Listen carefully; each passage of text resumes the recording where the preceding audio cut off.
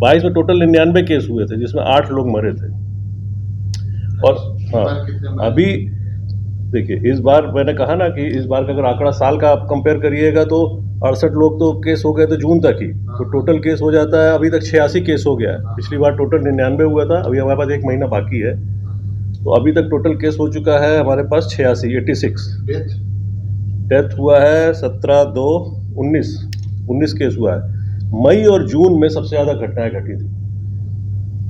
मई में हुआ था मई और जून मिला के 43 केसेस हुए थे केवल 2 महीने में। 2 महीने में पिछले साल का 50% केस हो गया था जब ये शादी का पीक पीरियड था। जब ये घटनाएं बढ़ने लगी तब हम लोग ने उसके बाद ही ये आदेश निकाला था कि इस तरह की घटनाएं बढ़ रही हैं। तब ये आदेश निकला था जून के अंतिम सप्ताह में।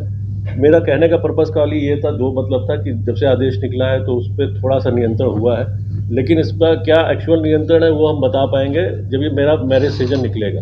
हमारे जो रियल टेस्ट है वो ये है, और उसके लिए हमने आपके माध्यम को इसलिए यूज़ किया कि आप जरा फिर से एक बार इसको रिट्रेट कर देंगे कि शादी का सीज़न आ रहा है और हम लोग उसी तरह से जो भी लोग हैं इसमें इन्वॉल्व रहेंगे, चाहे मैरिज हॉल के मैनेजर हो या ओनर हो या जो दोनों पक्ष आ रहे हैं शादी करने के लिए या जन्मदिन मनाने के लिए या तिलक करने के लिए, उनके भी संलिप्तता देखी जाएगी। ऐसा नहीं कि हम बारात लेके आ रहे हैं और हमारे यहाँ किसी ने बाराती में फायर कर दिया तो हम जिम्मेदार नहीं हैं। आप लड़के के पिताजी हैं तो आपको इतनी जानकारी होनी चाहिए कि हमारे साथ कौन लोग चल रहे हैं, हमारे बाराती में कौन, उनकी भी एक जिम्मेदारी बनती है।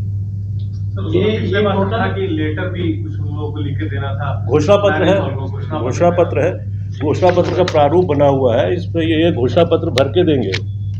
इसमें घोषणा पत्र का एक प्रावधान था, हम लोगों ने रखा था, डिक्लेरेशन टाइप का है कि हमने इस बात को समझ लिया है और हम अपनी तरफ से पूरा प्रयास करेंगे कि इस तरह की घटनाएं नहीं हो, और यदि घटना घटती है तो मेरी जिम्मेवारी रहेगी कि मैं इसकी सूचना सबको दूंगा। तो ये हर एक को घोषणा पत्र को भर के देना है। ये जो आप बताया ये सिर्फ हॉर्स फायरिंग का मामला है कि जैसे और रास्ते में सोशल मीडिया पर जो वायरल पिस्तौल लहरा रहा है, फायरिंग कर रहा है। पिस्तौल जो देखिए हॉर्स फायरिंग को एक शब्द दे दिया गया है उसको कि खुश होकर सेलिब्रेटिंग फायरिंग कर दिया। आप अगर 2 नाली निकाल के भी जा रहे हैं स्कॉर्पियो से या गाड़ी से, तो जो चाहे वो आर्म्ड हो, लाइसेंस्ड हो, तब भी उस पर कार्रवाई तो होगी।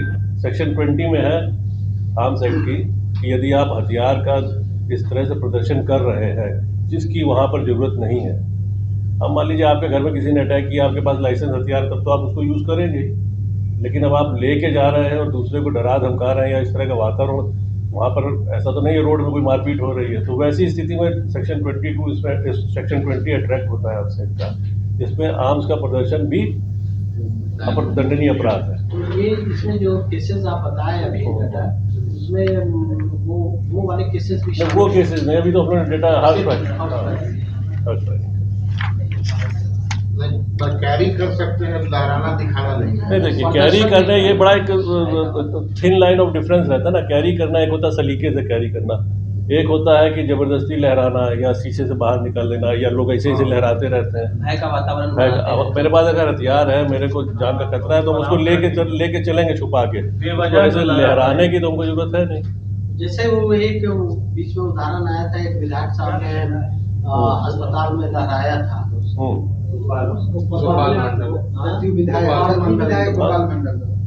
मामले में उस वाले में कार्रवाई हो रही है, कानूनी कार्रवाई हो रही है। अच्छा सर, क्या उसमें सजा का प्रावधान है सर? बेवजह लहराता है अगर कोई? देखिए अलग अलग सेक्शन में अलग अलग प्रावधान है। इसमें मिनिमम तो इसमें 2 साल की सजा है, अधिकतम 7 साल की भी सजा है, और यदि कोई मर जाता है तो हत्या का भी मुकदमा इसमें दायर होता ही है, या इंजर्ड हो जाता है तो 307 भी लगता है आर्म्स एक्ट की धाराओं के साथ। अभी तक कितने लाइसेंसी हथियार को सर उसका है डेटा है, हम शेयर कर देंगे सर। नॉन अवेलेबल है नहीं, it is non available, yes.